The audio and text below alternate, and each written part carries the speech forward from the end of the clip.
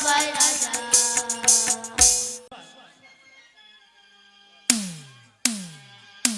নাটক মঞ্চস্থ হওয়ার পূর্বে রবিলাল ঘোষ এবং সুশীল ঘোষকে যত সামান্য পুরস্কৃত করা হবে, তার জন্য একটু অপেক্ষা করুন।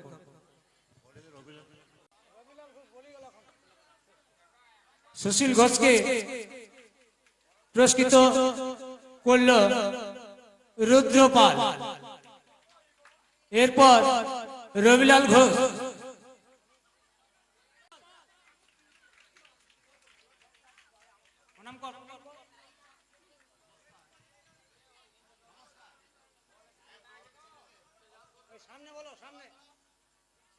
নমস্কার। এই তরুণ ছেলেদের সুশীল ঘোষ যে ট্রেনিং করেছে বা এবং ওদের যে শিক্ষা দিয়েছে, সেই হিসেবে সুশীল ঘোষকে আমার আন্তরিক অভ্যর্থনা জানাচ্ছি এবং আপনাদের কাছে তৃতীয় শুভেচ্ছা, যাতে এই তরুণদের কোনো ভুল ত্রুটি হলে আপনারা ক্ষমা করবেন। নমস্কার।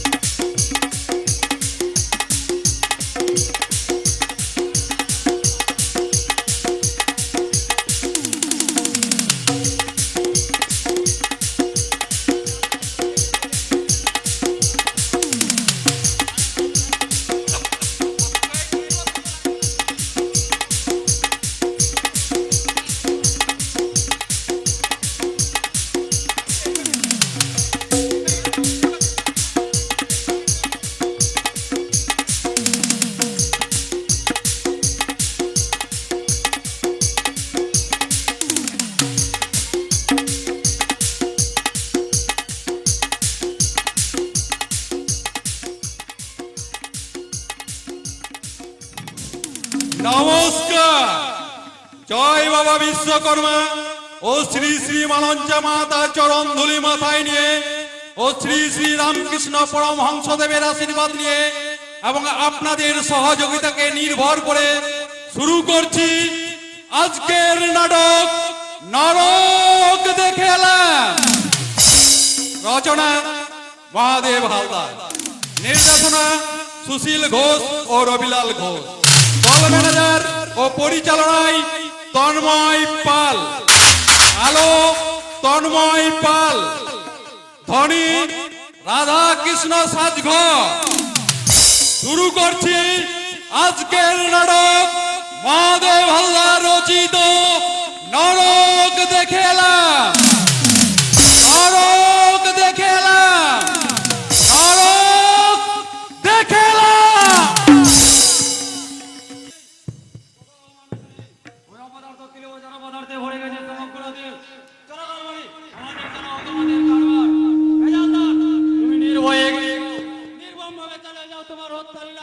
কেউ তোমার কিছুই করতে পারবে না। আইন, ওই আইন তো তোমার কেন গোলাম। কে আপনি? চেহারায় চিন্তায় মানুষ, অবশ্যই আশা আকাঙ্ক্ষার ভালোবাসার মানুষ, তবুও আমি মানুষ নই, মানুষের ভগ্নাংশ। আপনার কথা কিছু বুঝতে পারছো না যুবক? বুঝবে কি করে? হৃদয়ের অনুভূতির সূক্ষ্ম তারগুলো যে ছেড়ে গেছে, যদি থাকতো বুঝতে পারতে আমি কে, কেন আজ আমি রিক্ত নিঃস্ব সরল হয়ে পাশে পাশে ঘুরে বেড়াই। কে আপনি? ভাবতে অবাক লাগে, লজ্জায় মাটিতে মিশে যেতে ইচ্ছে করছে। এই দেশে জন্মেছিল ওই নেতাজি সুভাষচন্দ্র, বীর সন্ন্যাসী বিবেকানন্দ, রামরাজ হোসেন, ক্ষুদিরাম, সূর্য সেন, তাদের পদের স্পর্শে যে দেশের মাটি একদিন ধন্য হয়েছিল, সেই দেশের মাটিতে কেমন করে জন্ম নিল অযোগ্য বীর কাপুরুষ সন্তানের দল, যারা শুধু নিজেদেরকে বড় করে দেখে, দেশের কথা, দেশের মানুষের কথা একটি বড় না। আপনি ঠিকই বলেছেন, মানুষ তার স্বার্থের শিকলে মারা দিকে দিকে চলছে। কে কাকে কতখানি ভাঙে দিতে পারে, কে যত বেশি ভাঙে দিতে পারবে, সে তত বেশি এই সমাজে মুখে প্রাধান্য পাবে। Yes, you are right. ন্যায় নিষ্ঠা কর্তব্য মানুষ ভুলে গেছে। ওই স্বার্থ বড়দাকে মন্থন করে, ওই মানবিকতা জলাঞ্জলি দিয়ে লোভের কারণ আমার লক্ষ লক্ষ অনাথ তুলে অকাল মৃত্যু ঘটছে। না না, এইভাবে চলবে না, চলতে পারে না। আমি আপনার সঙ্গে একমত, সত্যি এভাবে চলতে পারে না। তুমি মাঝে মাঝে মনটা আমার বিদ্রোহ করে ওঠে, মানুষকে যারা মানুষ ভাবে না, মানুষের অধিকার যারা দুপায়ে মারি চলতে যায়, স্বেচ্ছার কণ্ঠে বলে এই পৃথিবীতে সকলের সমান অধিকার আছে। কিন্তু না না, কোনো কিন্তু নয়। তোমার পরিকল্পনা শিখা তুমি নিভে যেতে দেবো না যুবক। ভুলে যাও, ভুলে যাও ক্ষুদ্র স্বার্থের কথা। দেশ ও দেশের মনে রাখছে আর বড় কিছুই নয়।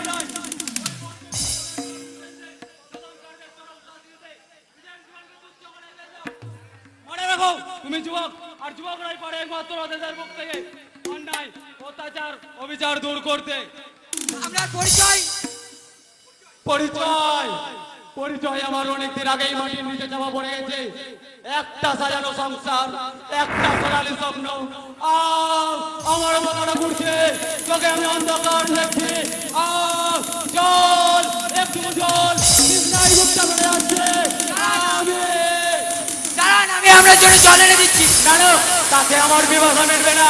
আমি চাই রক্ত, ওই সন্তানের রক্ত আমি আচলা বলে পান করবো, তবেই মিটবে আমার পিপাসা। আমি পাবো পরম শান্তি, পরম শান্তি। লোকটা এখন এক রাত বেদানি উদ্দেশ করে স্বপ্ন দেখছে না, ওর বুকে যে স্বাস্থ্য দ্বারা রক্ত ঝরছে, সেই রক্ত দিয়ে লেখা হবে আগামী দিনের ইতিহাস।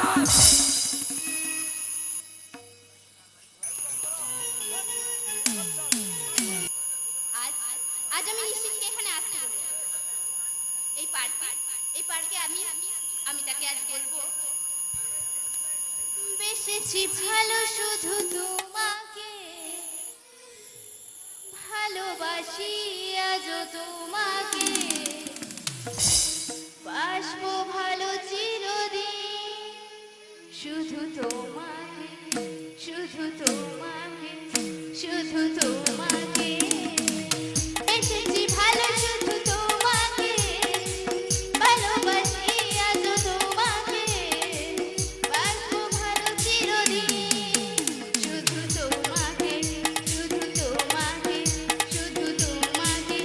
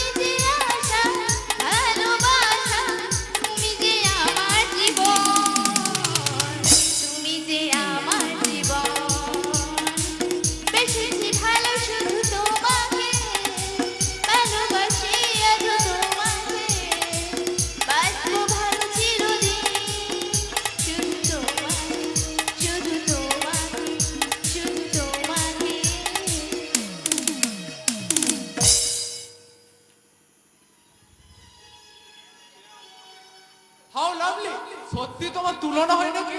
তোমার তুলনা তো তুমি শুধু নিজে। যা, তুমি একটু বেশি বাড়ি বাড়ি বলছো।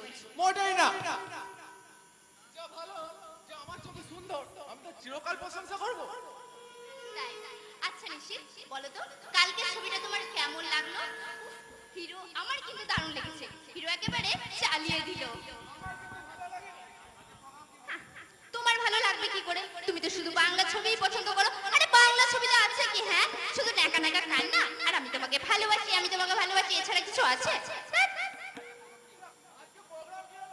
আজকের প্রোগ্রাম এখানে বসে একটু গল্প করব, তারপরে নাইটে একটা হিন্দি মুভি দেখে বাড়ি চলে যাবো।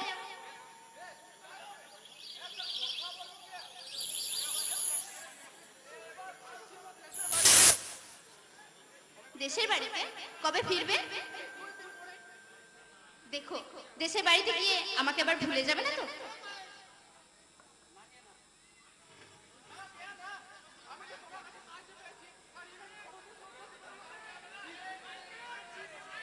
নিশিত,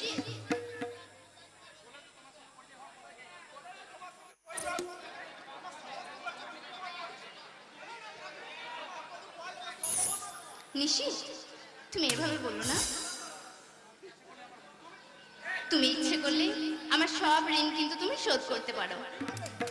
আমার আমার ভালোবাসার মূল্য দিয়ে আমাকে বিয়ে করে। হ্যাঁ নিশিত, আমার আমাকে আমাকে বিয়ে করে আমার ভালোবাসার মূল্য। বাবাকে আমি ঠিক রাজি করে নেব, ও নিয়ে তুমি কোনো চিন্তা করো না।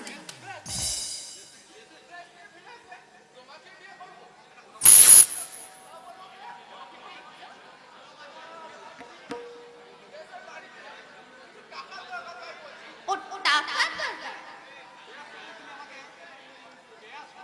এই নাও, এতে 2000 টাকা আছে। সত্যি তুমি আমাকে? আরে বাবা বাবা, আর কিন্তু এখানে ওইসব না। চলো হোটেলে, চলো নিরিবিলিতে, চলো যেখানে আমরা আজকে রাতটা ড্রিঙ্ক করে খুব এনজয় করবো। হ্যাঁ,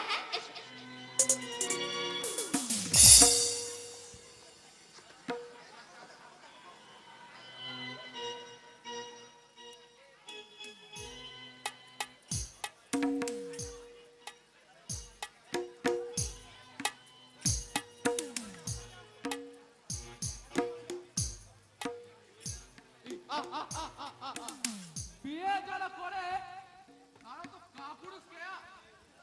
তুমি হচ্ছে আমার জীবনে চতুর্থ শিকা। তোমার ওই দেহ মন নিয়ে আমি ছিনিমিনি খেলবো, একটু একটু করে ভ্রমণের মতো মধু বার করবো। তারপর সেই মধু ফুরিয়ে গেলে ওই চায়ের শূন্য ভারের মতো তোমাকে ফেলে দেওয়ার পচা না তোমায়।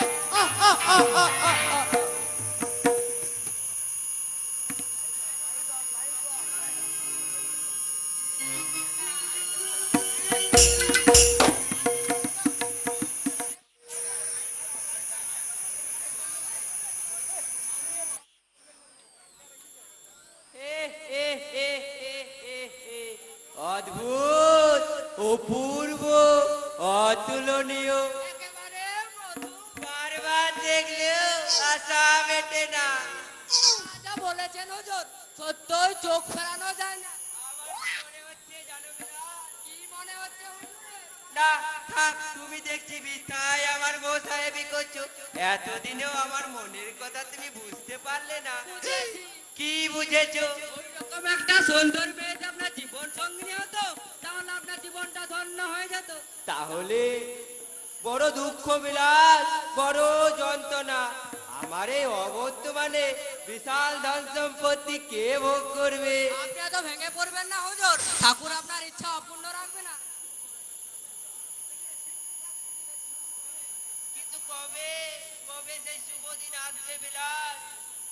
কত বসন্ত পার হয়ে গেল, সুন্দরী মেয়ে তো দূরের কথা, একটি কালো ফ্যান দিয়েও মুখের দিকে ফিরে চাইলো না। বুঝি আপনার দুঃখ, আমি সবই বুঝি হুজুর।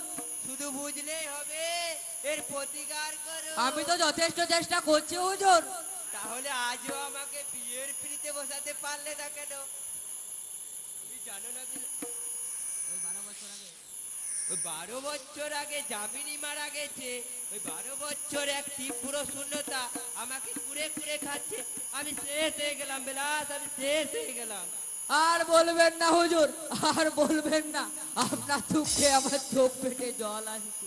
কপাল, সবই আমার পোড়া কপাল।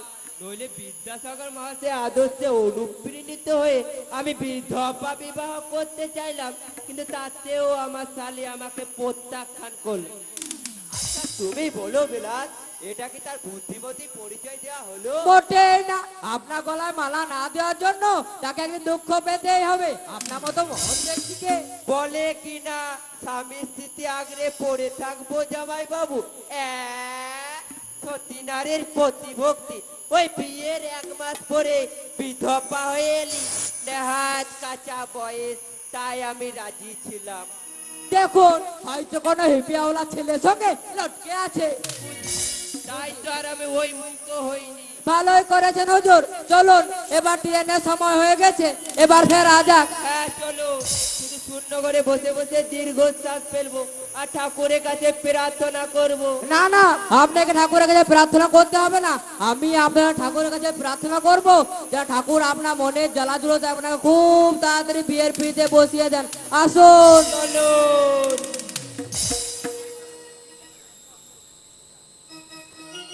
অনন্ত হতভাগা থেকে দিনের পারিরা এতটুকু আজকে যদি থাকে, সে জানে এই সময় অফিস থেকে বাড়ি ফিরবো। অনন্ত, ওরে অনন্ত, এই দেখ, সে তো 7 দিন ছুটিতে বাড়ি গেছে, এই সবে মাত্র 2 দিন, এখনো 5 দিন পরে ফিরবে। হতভাগাটি কেন যে বাড়ি যায় বুঝি না, ও জানে ওকে ছাড়া আমার এক মুহূর্ত চলবে না।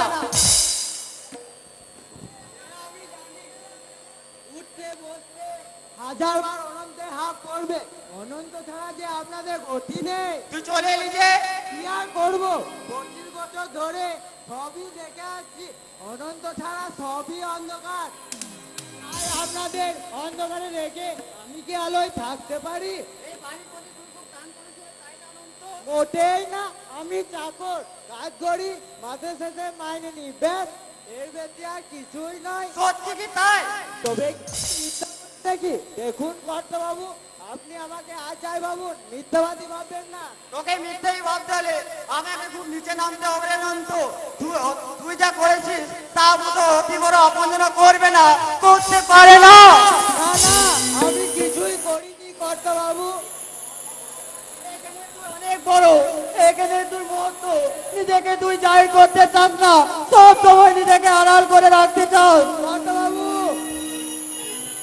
2 বছর এই অভিশপ্ত দিনটা কথা আজও ভুলে যায়নি অনন্ত। অফিস থেকে বাড়ি ফিরে দেখলাম তোর ঘিজি মায়ের মুখ দিয়ে জলকে টাটকা তাজা রক্ত উঠছে। ডাক্তারবাবু আশা ছেড়ে দিলেন, মুহূর্তে তার জীবন দীপ নিভে গেল। বাবু, 2 বছর অনুপকে নিয়ে আমি দিশাহারা হয়ে পড়লাম। তুই অনুপকে বুকে তুলে নিয়ে বলেছিলি, কর্তা বাবু, কাকা বাবুর জন্য আপনি ভাববেন না, কাকা বাবুকে আমি বড় করে তুলবো, একদিনের জন্য মায়ের অভাব বুঝতে দেবো না। আমি তো সে কাজে অবহেলা করিনি বাবু। আমি জানি অনন্ত, অনুপের জন্মদাতা পিতা থেকে, কিন্তু তুই যা করেছিস তার তুলনা জগতে হয় না। পরের ছেলের জন্য এমন অসাধ্য সাধন করতে পারে তা আগে আমার জানা ছিল না। খোকাবাবুকে আমি একদিনের জন্য পর ভাবিনি বাবু। খোকাবাবু কোনো কষ্ট পেলে গিন্নিমা আত্মা যে কষ্ট পাবে, গিন্নিমা আমাকে ভালোবাসতেন, বিশ্বাস করতেন, আমাকে একদিনের জন্য বুঝতে দেননি। আমি এবারই চাকর, দুঃখ শুধু একটাই, তাকে ধরে রাখতে পারলাম না, আমাদের ছেড়ে দিয়ে সে চলে গেলেন। খোকাবাবুকে আমি একদিনের জন্য পর ভাবিনি বাবু। খোকাবাবু কেন কষ্ট পেলে গিনিমা আত্মা যে কষ্ট পাবে, ক্ষমা করে দেবেন বাবু। তুই কখনো ভুল করতে পারিস না, হয়তো অজান্তে আমি তোকে অনেক আঘাত দিয়েছি, পারিস তো তুই আমাকে ক্ষমা করে দে। এ আপনি কি করছেন বাবু, এ আপনি কি করছেন?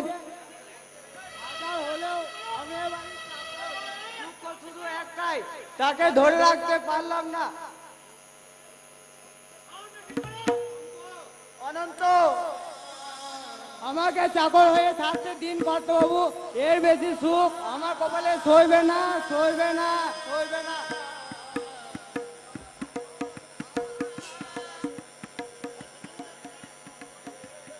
পৃথিবীতে কিছু মানুষ আছে যারা অপরের কল্যাণে নিজের সুখ শান্তি হাসি মুখে বিসর্জন দেয়, আর তাদের ঋণ কোনোভাবে শোধ করা যায় না।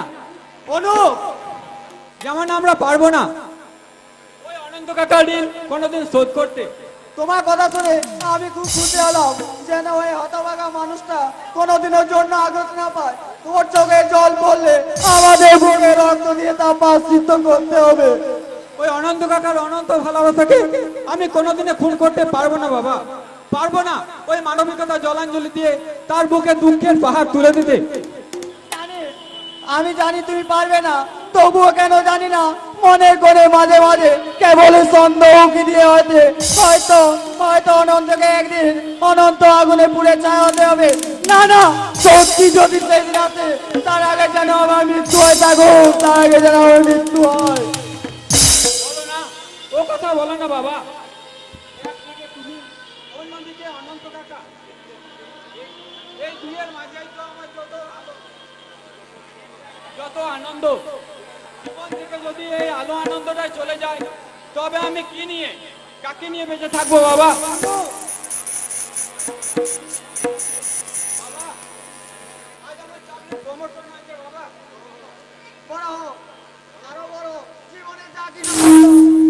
মধ্যে বিরাজ করো। আজ যদি তোমার মা বেঁচে থাকতো, না না, আজকে এই শুভ দিনে তার কথা মনে করে মনকে ভারাক্রান্ত করে তুলবো না। অনন্ত, কোথায় গেলি রে? তোর বগা বাবুর চাকরির প্রমোশন হয়েছে রে, প্রমোশন।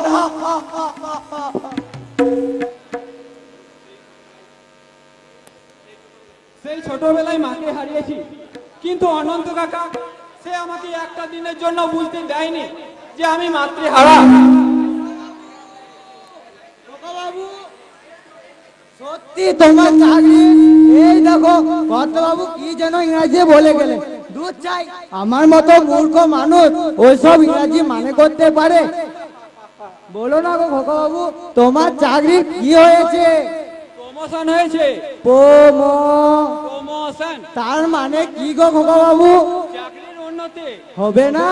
আমার বাবু আর কি পাড়ার 5টা ছেলের মতো?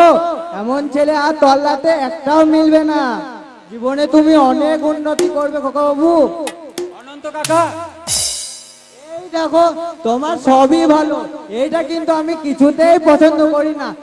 আমি চাকর, আমার পায়ে হাত দিয়ে প্রণাম করলে আমার বুঝি লজ্জা করে না? যা যাবে না, মানুষের যে কোনো জাত হয় না অনন্ত কাকা। তোমার শুধু ওই একই কথা। আচ্ছা, তুমি অনেক বড় বড় বই পড়ে বিদ্বান হয়েছো, এখন আমার পায়ে হাত দিয়ে প্রণাম করলে আমার বুঝি লজ্জা করে না? না না, তুমি আমার কথা অবাধ্য হয়ে না বাবু। মাঝে ওই মাঝে মাঝে অবাধ্য না হলে আর তোমার শাসন না পেলে আমার মন যে ভরে না অনন্ত কাকা। তুমি অনেক অনেক বড় বাবু, কেউ তোমাকে ছুতে পারবে না। এই দেখো, এই আনন্দের দিনে আমি এখনো এখানে দাঁড়িয়ে আছি। যাই বাজার থেকে মিষ্টি নিয়ে এসে ওই পাড়ার হাবু ডেকে এনে মিষ্টি মুখ করায়। আমার বাবু চাকরির প্রমোশন হয়েছে, এ কি 4টি কথা? আরে আসতে যাও অনন্ত কাকা, এক্ষুনি পড়ে যাবে তো। কি যে বলো বাবু, পড়বো পড়লে পড়বো, এখনো যে আমার অনেক কাজ বাকি আছে। তোমার বিয়ে, ছেলে মেয়েদের মানুষ করব, তারপর আমার সব আশা পূর্ণ হলে আমি ঠিক চলে যাব। তখন আর আমাকে কেউ ধরে রাখতে পারবে না, কেউ না।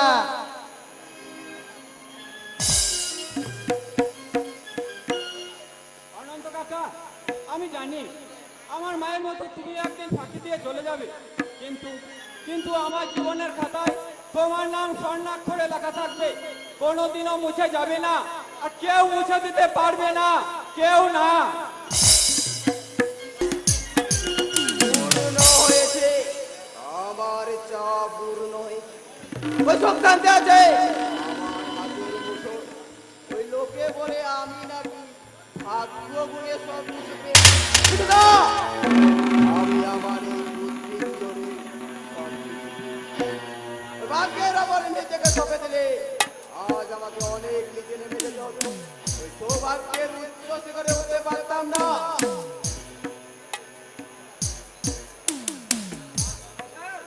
কি ব্যাপার হলো? তোমার ঠোঁট কেমন সুবর্ণ দেখাচ্ছে কেন? ক্ষমা! বিশ্বাসঘাতকতা করবে আমি কোনোদিনও কল্পনা করতে পারিনি। কে? বলাই বিশ্বাসঘাতকতা করছে? স্যার, 1 লাখ টাকার মাল এসে কেটে পড়েছে, আর কোনো হদিস পাওয়া যাচ্ছে না। বেঈমান! শয়তান! বিশ্বাসঘাতক! তাকেও আমি না না না না না তারকে তোমাকে জবাব দিয়ে করতে হবে। তোমার কথার উপর বিশ্বাস করে তাকে আমি চাকরি দিয়েছিলাম। তুমি বলেছিলে যে তোমার খুব পরিচিত।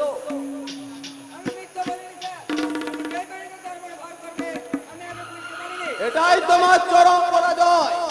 মানুষের বাইরে তার অন্তরের পরিচয় নয়, এটা তোমার বোঝা উচিত ছিল। ভুল হলো স্যার, আমার মস্ত বড় ভুল হয়ে গেছে। এখন বলুন আমি কি করবো? আমি তোমাকে 7 দিন সময় দিচ্ছি। এই 7 দিনের মধ্যে আমি তো ওই মলাইকে আমার চাই। ঠিক আছে স্যার, আমি তাকে সারাসর দণ্ড দণ্ড করে খুঁজবো।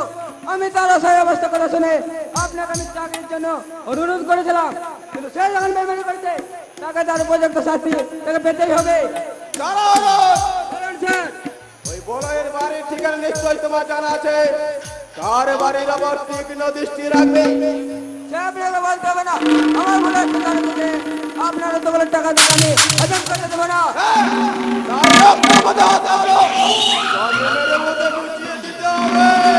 আপনি নিশ্চিত থাকুন স্যার, বলে জীবনে আমি দুরন্ত না হোক তার সাত সামনে দাঙ্গাকে ভেঙে আমি চুরমার করে দেবো। তার সামনে লড়াই জমা হয়ে থাকবে তো দুঃখ দুঃখ রাশি রাশি দুঃখ।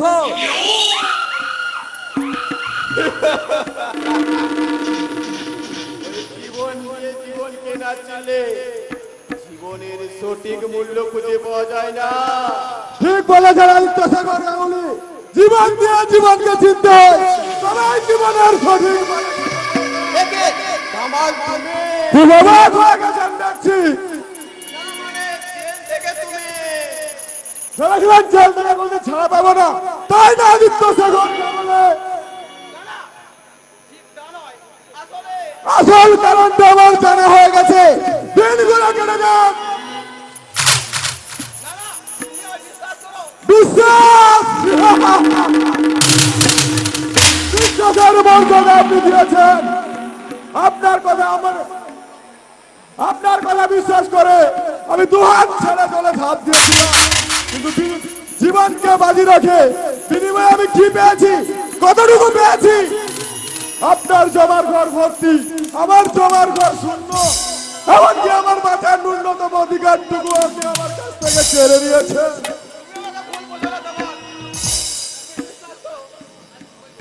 আজ কোন কৈফিয়ত দিয়ে আমাকে সন্তুষ্ট করতে পারবেন না। পুলিশ আমাকে অ্যারেস্ট করলো, আদালতে চালান দিল, আর আপনি আদালতের কাঠগড়ায় আমার মুখের দিকে তাকিয়ে বললেন আমার মতো অপরাধীর কঠিন শাস্তি হওয়াই উচিত।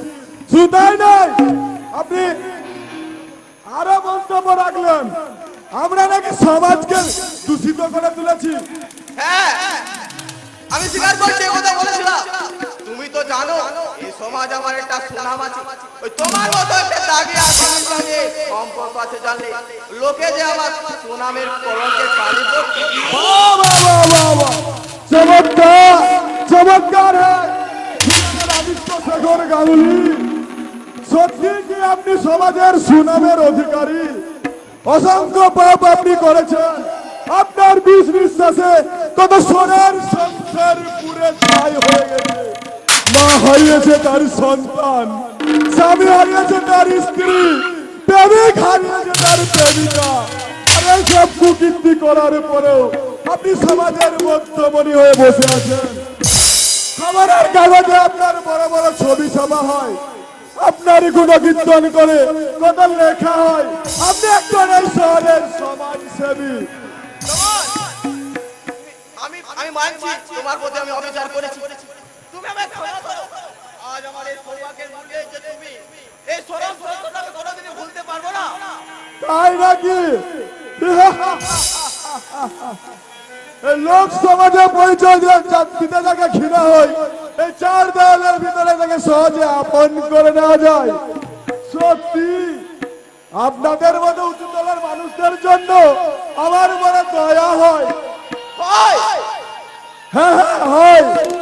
আমরা নিচু তলার মানুষেরা দয়া না করলে আপনাদের উঁচু তলার অট্টালিকা গড়ে উঠতো না, সুখে রাজভোগ খেতে পারতেন না, মহত্তা সেজে সমাজের মুখে ঘুরে বেড়াতে পারতেন না। শোনো তোমার, আমি তোমার মাস ভাড়া বাড়িয়ে দেবো। এ মাস থেকে তুমি 10,000 টাকা করে পাবে। না না মানে? আমি আপনার কাছ থেকে হাত পেতে একটা টাকা করিও নেব না। কি বলছো তুমি? তুমি কি বলছে? ওই বড় লোকদের আমার চেনা হয়ে গেছে। অকৃতজ্ঞ বেমান আপনারা, তারা বেমানদের দাসত্ব আর করবো না। কি করবে তুমি? এতদিন আপনাদের সিন্ধুক, এবার সে সিন্ধুক খালি করবো। জোর করে সিন্ধুক ভেঙে, জোর করে সিন্ধুকটা ভেঙে সে টাকা বিলিয়ে দেবো আমারই দেশের ভূমুক্ত হতভাগা মানুষদের মধ্যে। কারণ আমার বিপদের দিনে তারাই আমার পাশে থাকবে, আপনার মতো ঘৃণায় মুখ ফিরিয়ে নেবে না। এর পরিণাম কি হবে ভেবে দেখেছো? হ্যাঁ,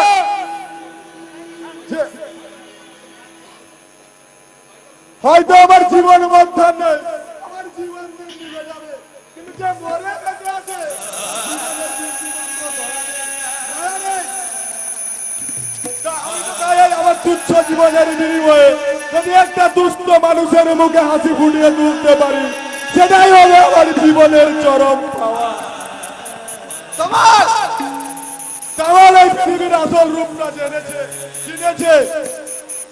জীবনে অনেক স্বপ্ন মরে যাওয়ার পরও একটা ছোট স্বপ্ন বুকে নিয়েছে এগিয়ে চলেছে, শত সহস্র বাধা অতিক্রম করবে। জীবনের বাবা কান্নায় শেষ হয়ে যাওয়ার আগে হাওয়ার মতো জ্বলে উঠবে, জ্বালিয়ে পুড়িয়ে ছারখার করে দেবে।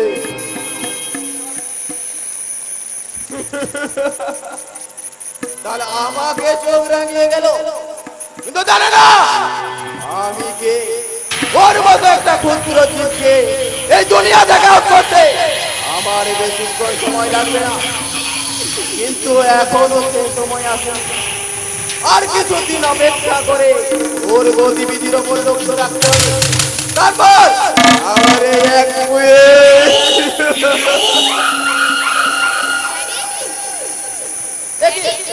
আজ কলেজ যাও দেখছি। না ড্যাডি, শরীরটা একটু খারাপ, তাই যাইনি। চলো ডাক্তার চলো। না না, তেমন কোনো ব্যাপার নাই, ওই একটু জ্বর। এখন ম্যালেরিয়া সময়, বিপদ হতে পারে। না না ড্যাডি, ওসব কোনো ব্যাপার না। আচ্ছা ড্যাডি, তুমি আমায় খুব ভালোবাসো তাই না? আমার প্রাণের চেয়েও বেশি ভালোবাসি মা।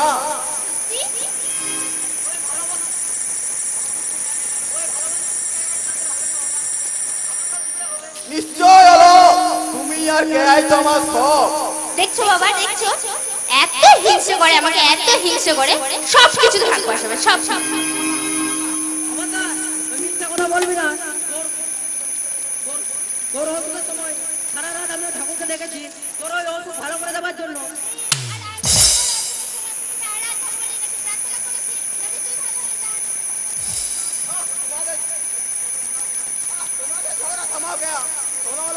আমার বয়স হয়েছে, এখন থেকে সব দায়িত্বই তোমাকে নিতে হবে।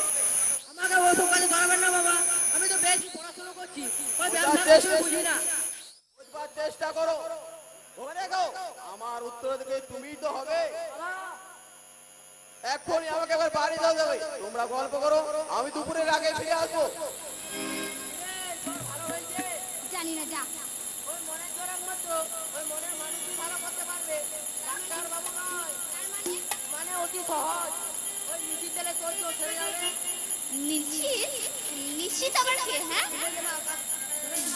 বললে এবার আমি কিছু জানি না, তবে হ্যাঁ ওই ছেলেটা খুবই ভালো। তুমি কি করে জানলে? পার্কের ময়দানে তোদের তো রোজই দেখতে পাওয়া যায়, তাই লুকিয়ে লুকিয়ে প্রেম করে বার করছি। তোর সব কথাই আমি ওর বাবাকে বলে দেবো।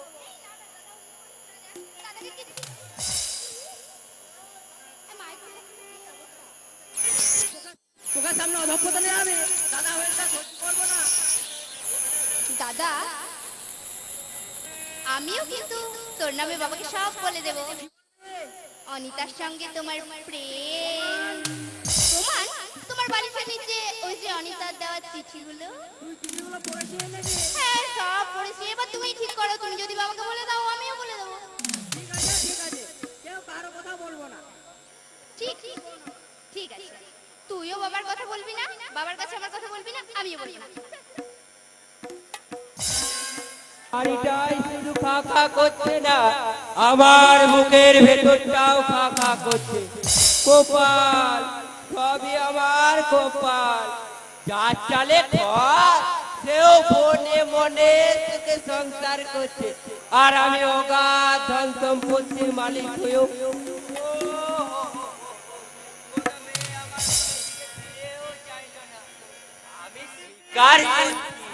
আমার বয়ও কিন্তু মনের দিক থেকে আমি এখানে তাজা যুবক। এই জন্য আমি যুবতী সন্ধান করছি। যুবকের পাশে যুবতী না হলে কি মানা? যুবতী চাপা ফুলে খোসা তোমার। সবই বুঝি বিলাস, কিন্তু মন যে কিছুতেই মানে না। এই শূন্য পুরীতে একা একার কতদিন কাটাবো। রাত্রিরে দু চোখের পাতা এক করতে পারি না। ওই কড়ি কাঠের দিকে তাকিয়ে মনে মনে কত স্বপ্ন দেখি। স্বপ্ন? হ্যাঁ বিলাস, ও হবে আমার গলার মালা। আমি তাকে আমার প্রাণের চেয়েও বেশি ভালোবাসবো। কত নতুন নতুন গয়না গড়িয়ে দেব, কত শাড়ি এনে দেব।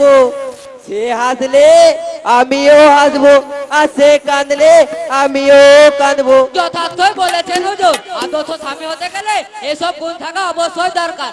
এই যে আমি আমার সতীবালার এক ফোঁটা চোখের জল পড়লে চোখের জলে বুক ভাসিয়ে দিই, তবে যে সে আমাকে প্রাণ দিয়ে ভালোবাসে। তুমি ভাগ্য করে স্ত্রী পেয়েছো বিলাস, আমিও পেয়েছিলাম, কিন্তু কপালে সইল না।